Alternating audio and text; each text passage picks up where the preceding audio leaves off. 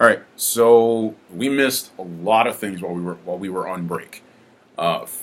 First, Martin Shkreli, the embodiment of the users of Reddit's Black People Twitter subreddit. Uh, I'm happy to report that he was arrested. Hooray!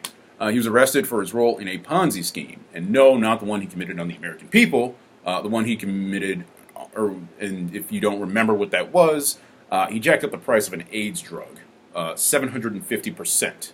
No, see, he didn't get arrested for that, even though he should have. He got arrested for a Ponzi scheme he allegedly did to investors. Now he's out on $5 million bail, and he's also been asked to testify at a congressional hearing. Now, I don't know if he will get jail time from this. I hope he does, but if he does end up serving time in prison, one can only hope that whatever his sentence is, it gets multiplied by 750%. Now, that would be an example of the penal system done right. Speaking of penal systems, Bill Cosby. He was also arrested while we were on break on 4 counts of sexual assault. Fucking finally. After 30 years of this bullshit and 40,000 victims, Bill Cosby will finally have his day in court. So that means that justice is finally awake after being raped by Bill Cosby. Now, moving on to the Oscars. The Oscars are so white this year that El Chapo is trying to sell them, and somewhere a Kennedy is trying to snort them. Now, what happened with the Oscars is that no people of color were nominated for really anything this year. And there were a reasonable amount of Oscar-worthy performances by a person of color. There was Maya Taylor in Tangerine, Michael B. Jordan, and Tessa Thompson from Creed, Idris Elba in Beasts of No Nation, and really any one of the guys from Straight Outta Compton. But now, what's sad is that before, in years past, we just, people of color just didn't get that many opportunities to be the lead in big movies. And now, we got opportunities. The main black movies weren't just, shitty comedies, or, I know this is going to sound redundant, but Tyler Perry movies. Blacks, a lot of black people got legitimate roles, and they knocked it out of the park. Take the movie, and yet they weren't really, it didn't seem like they got the respect that they deserve for, the roles that they played. Alright, take the movie Creed, for example. Only one person from that movie got nominated for anything. It wasn't the black leading actor. It wasn't the black supporting actress. It wasn't the black director. It was Sylvester Stallone for Best Supporting. It was Sylvester Stallone for Best Supporting Actor. So in a movie that was led by black people, the white guy is the only one who got nominated for anything. Just take a moment to understand how awful that is. And look, I don't have anything against Sylvester Stallone as a person. I don't even really have anything against him as an actor, because I really did enjoy the Rocky movies. But I'm just gonna say it: you shouldn't get an Oscar for talking like this, okay? I don't know if Sylvester Stallone has ever put together an Oscar-worthy performance in his career. And to be honest with you, I don't think that changed with this movie either. Now, it's instances like this that are why blacks still have to have their own award shows. And it's because whites seem to have their own as well. Stacey Dash made a lot of waves in the media when she said that we need to end things like BET and Black History Month and other Afrocentric things like that. Well, here's the thing. I've been thinking about this, and I have an answer to Stacey Dash, aka Miss No one would hire my untalented ass to act in anything except for BET. See, I do agree to an extent. I think that I think it would be great to get rid of Black History Month and BET and the Source Awards and all that stuff. Right after blacks get equal representation in the media and in entertainment. And maybe, once we do that, we can get rid of all that stuff. Until then, we're still going to have BET Awards, we're still going to have Black History Month, and Stacey and people who agree with her can shut the fuck up. Now, the Oregon standoff. This was hilarious. The son of the racist Nevada rancher Cliven Bundy, remember the guy who wanted to tell you something about the Negro, quote unquote? First of all, in the news, apparently people let him breed. That should be bad enough. But his son, Ammon Bundy, along with a group of his armed buddies, took over a government building in Oregon. And they were demanding the release of two other ranchers who had been convicted of arson because they had burned federal land. Now, they felt that the treatment of the ranchers by police was unfair, so they decided to take matters into their own hands. Where have I heard this before? I don't know. Can't really. I can't really think of any time where we've had to do this. So, whatever. I'm just going to move on. Now, arresting someone for setting fire to the earth I guess it was government-owned property. That, to me, that seems like a legitimate reason to send someone to prison. They disagreed, and they took over a nature preserve, and they locked themselves in with guns and all of their stuff. Now, the reason that this is so significant is because, I wonder how the folks on Fox News would react to a bunch of armed blacks holding themselves up in a government building. The Black Lives Matter movement hasn't exhibited really any violence toward anyone yet. And yet, Fox News still has the nerve to brand them as, quote, ugly, slime, and cop haters. Well, here's the thing.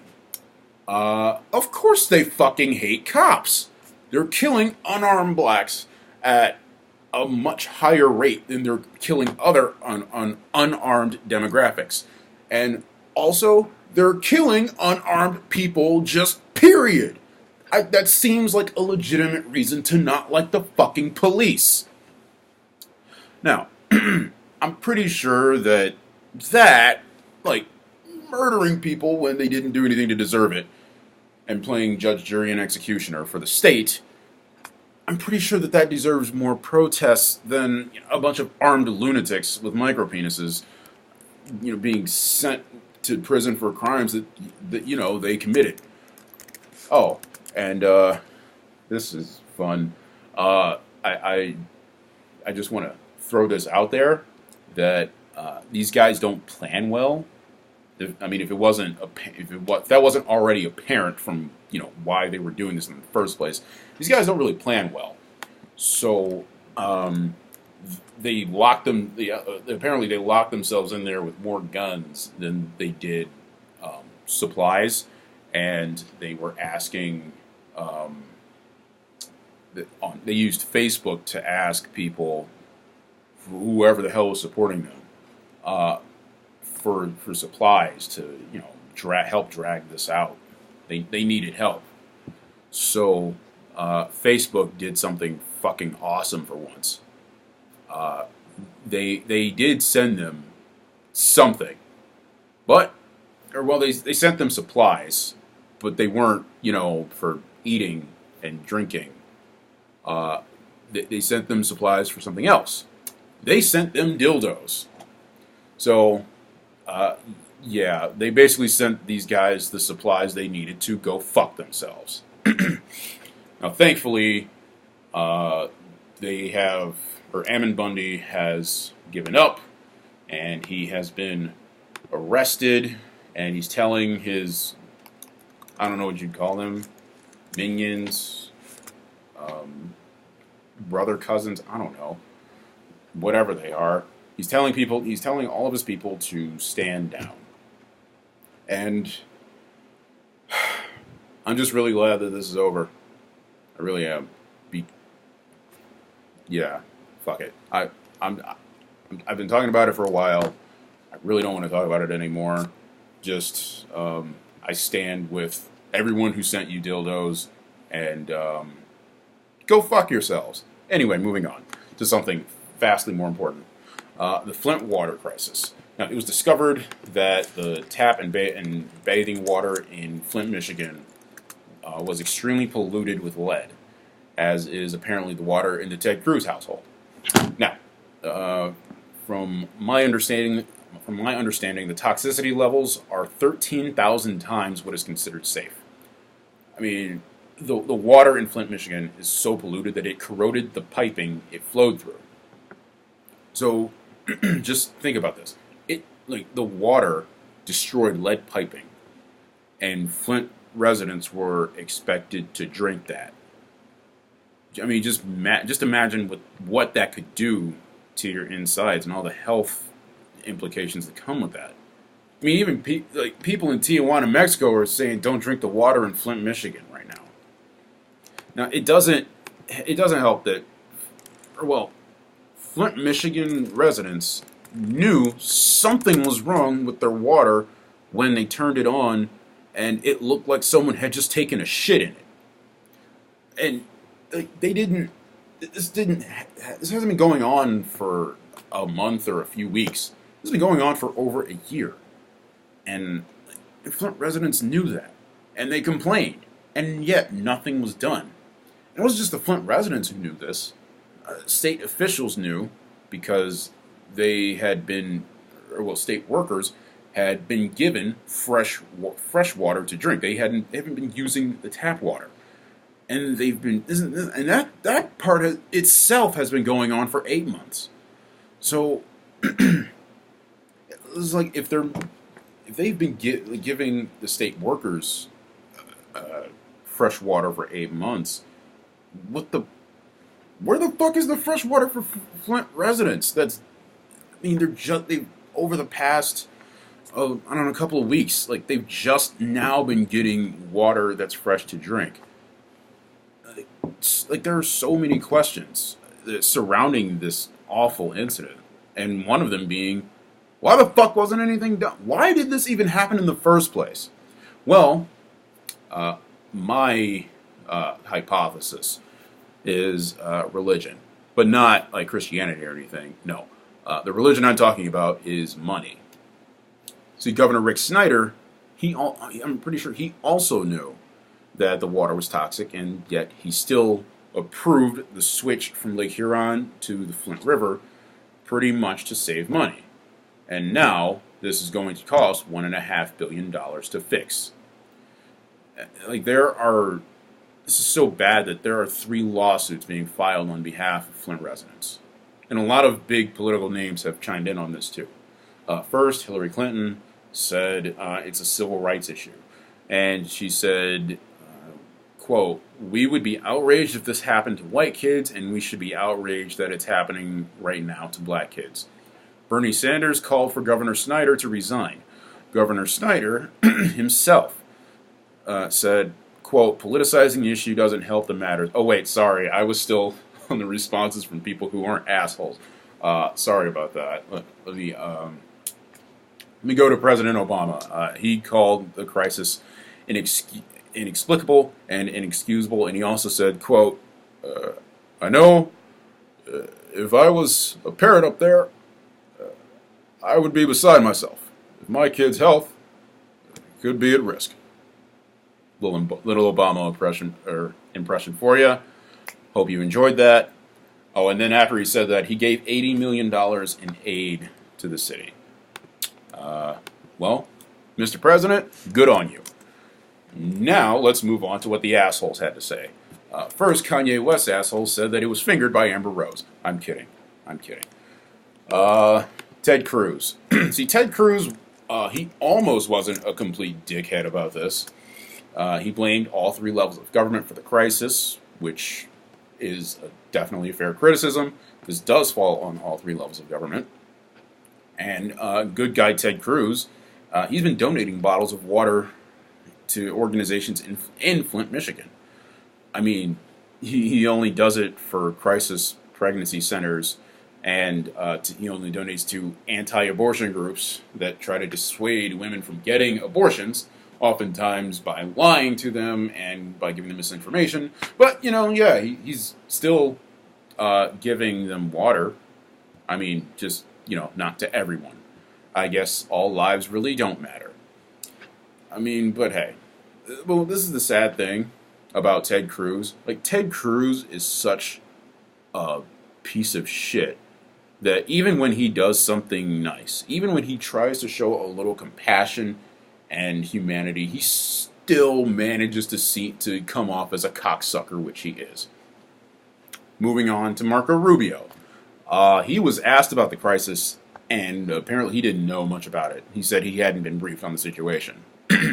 Which, to me personally, I find that to be a little odd, considering the fact that, he views national security as a huge and important issue, and this is the guy who also bought a gun to protect his family from ISIS, because apparently ISIS just does not carry guns at all. They are a peaceful terrorist organization. What? Wait, no. Fuck off. They live in a war-torn region, not Seattle. Like, fuck off, Rubio.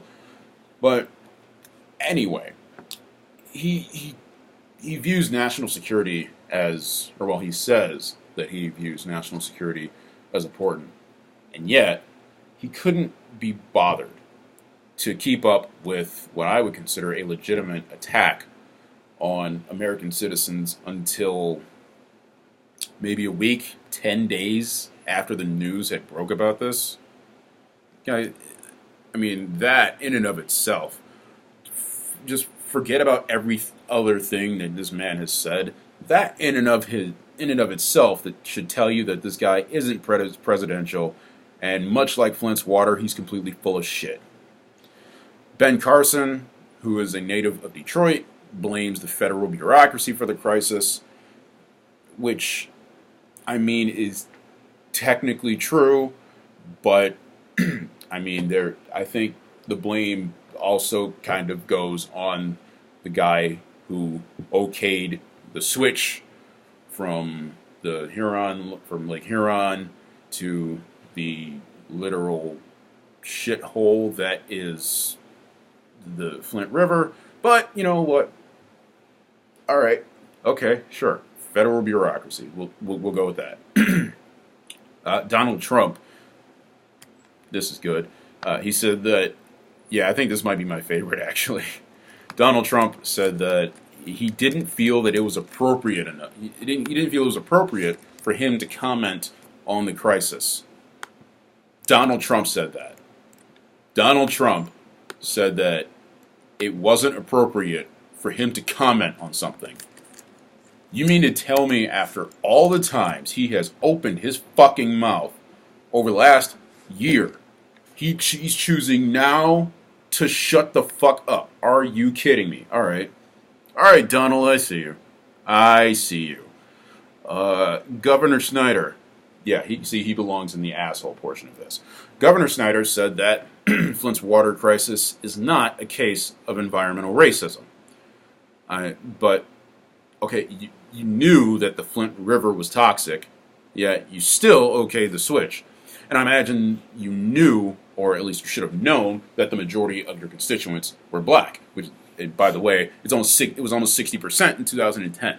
See, I'm not saying that he hates blacks, or that he hates black people. I'm not saying that. I'm just saying that he doesn't really seem to care. See, as Hillary Clinton pointed out, I can't believe I'm going back to Hillary Clinton for this. As Hillary Clinton pointed out, this probably wouldn't have happened in a white, middle to upper middle class neighborhood.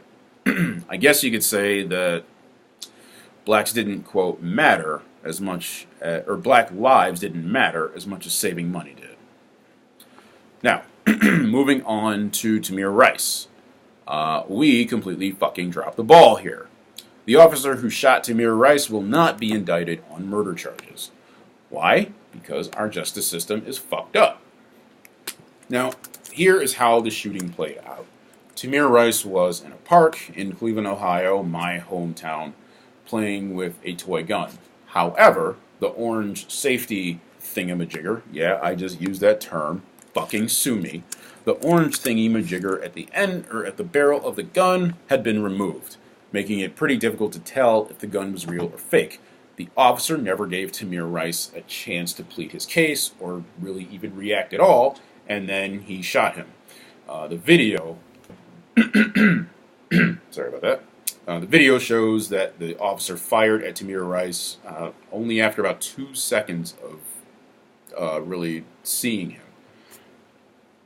Now, the case went to a grand jury who felt that the officer was justified in his actions, and they chose not to indict him. Now, one of the main arguments that exonerated the officer was the fact that Tamir Rice looked older than he really was. I can't deal with that right now, so I'm going to save it for a little bit later. Let's just go here. The kicker of this was that the officer who shot Tamir Rice, his name is Timothy Lohman, wasn't exactly a model citizen or police officer. He was fired from the Independence, Ohio Police Department for being, quote, emotionally unstable. And the Independence Deputy Police Chief Jim Pollock said that Lohman was unable to follow, quote, basic functions as instructed.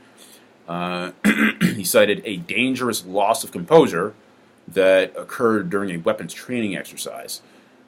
Apparently his weapons handling was, quote, dismal, and that he became visibly, quote, distracted and weepy as a result of relationship problems.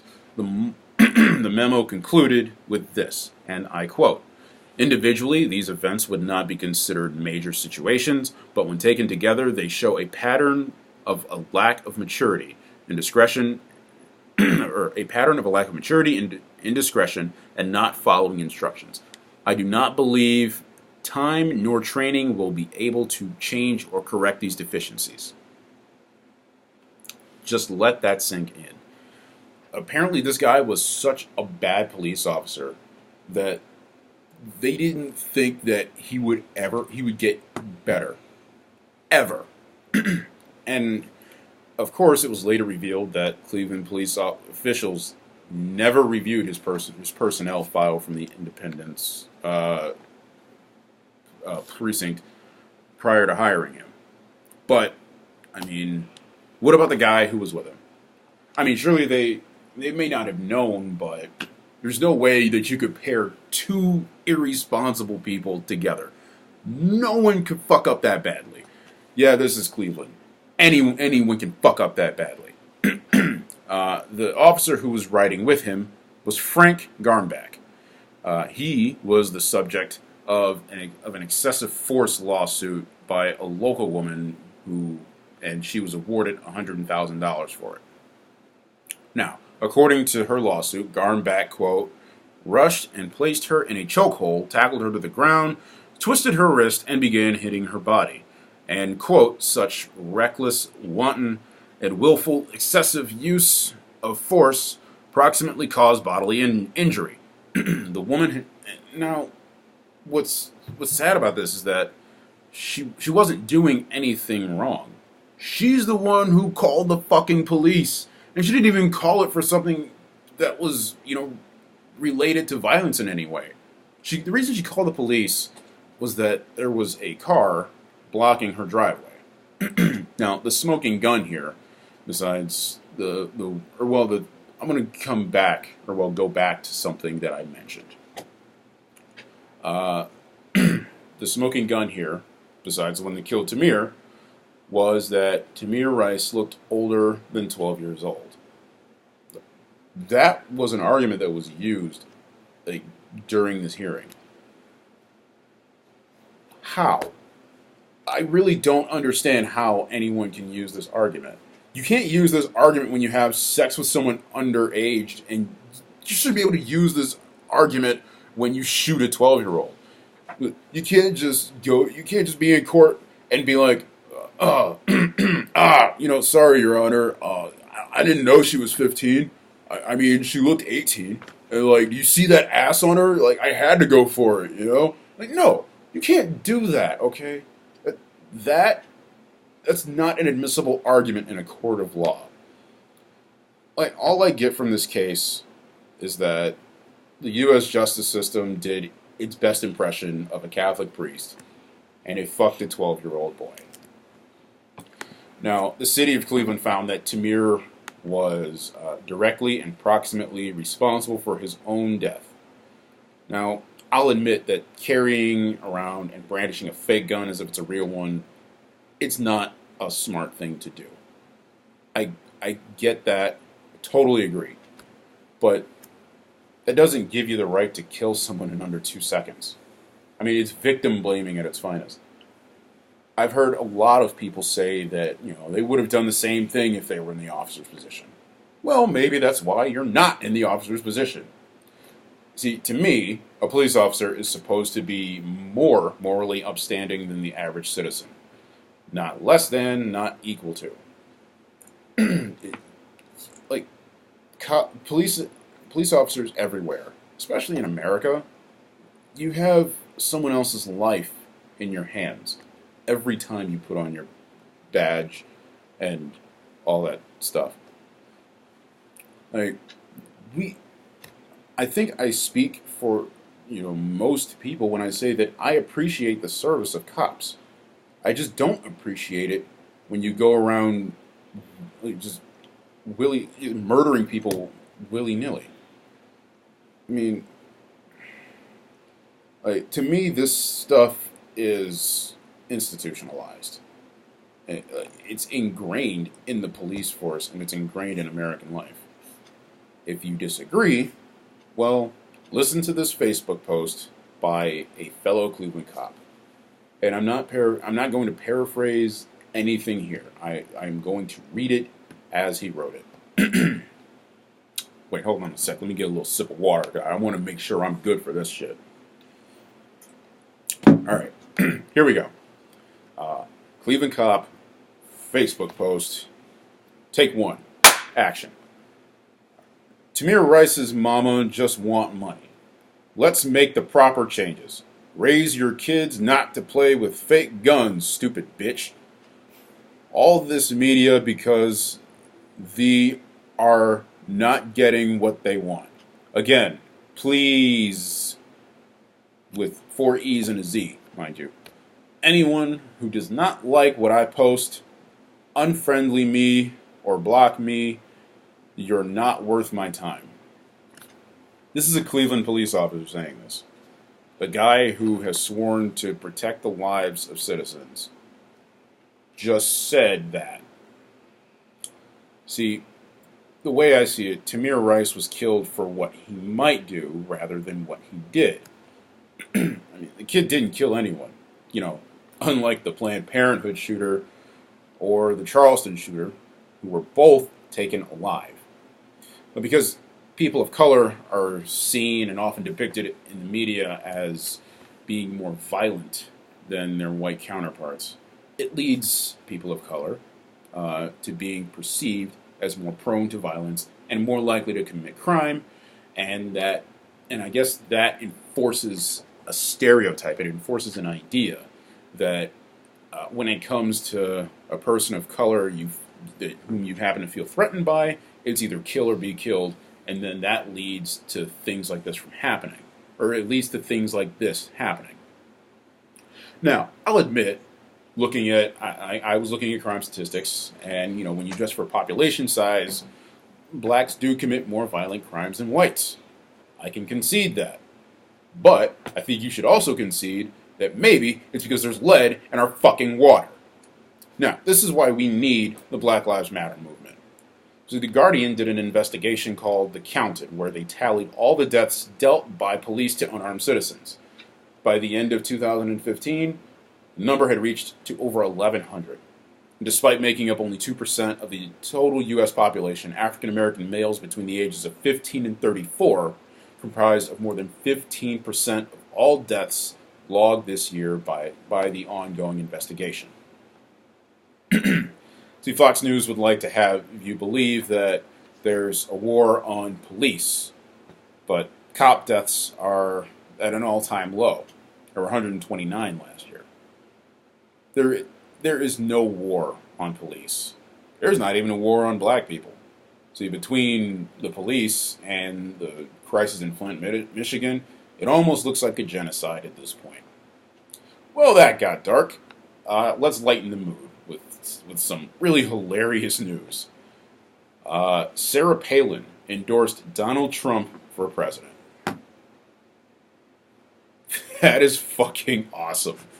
I love that. In her rambly, psychotic speech, where she sounds like she downed a handful of Xanax, which she obviously had to say some of this shit.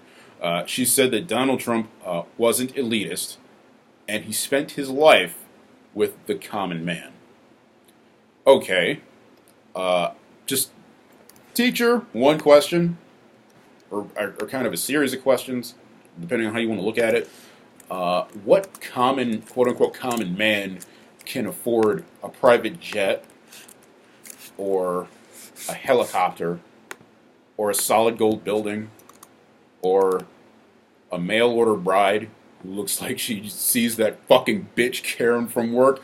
What, Karen? You think I don't know you're the one stealing my Activia yogurts? Oh, guess what, bitch? I know it was you. And when I see you, I swear to God, the next time I see you, I'm gonna smack the fucking extensions out your head, you fucking bitch! I'm kidding. Now, there actually is a candidate who really does have a lot in common with the common man. But it's not Donald Trump. And it's not Hillary Clinton. It's not Marco Rubio. It's not, what's his name? The guy that no one cares about. He's running for the fuck it. He doesn't matter. The person I'm talking about is Bernie Sanders. This is a guy who chops his own firewood. He does his own laundry. And his own grocery shopping. And he even flies coach meanwhile, this is why he's flying coach while he's running for president and traveling the country trying to plead his case. Like, outside of this context, I feel like this stuff isn't really that important. But when we're talking about a campaign that is centered on things like income inequality and raising up the middle class, it's nice to know that there is one person who at least seems to stand by the shit that he's actually saying. Now, I feel like we should enjoy this. The last time Sarah Palin endorsed or was chummy with a leading presidential candidate, we ended up with Barack Obama. So, could have been worse. But hey, hopefully we'll end up with an even bigger improvement from that. And by that, I mean Bernie Sanders. Feel the burn, bitches. All right, that is this week's show. I thank you for listening. If you want to see me perform live, I will be at Brothers Lounge doing improv on February 14th, and I will be at the Alex Theater in downtown Cleveland, because this is where I do the show. I will be at the Alex Theater downtown February 26th. Just look up CLE Improv Troupe on Facebook to find us, and follow me on Twitter at RealDaveShelton. And yeah, I will see. Okay, well, I won't see you, and you won't see me, but you'll hear from me soon. Let's put it that way. Take care. Bye.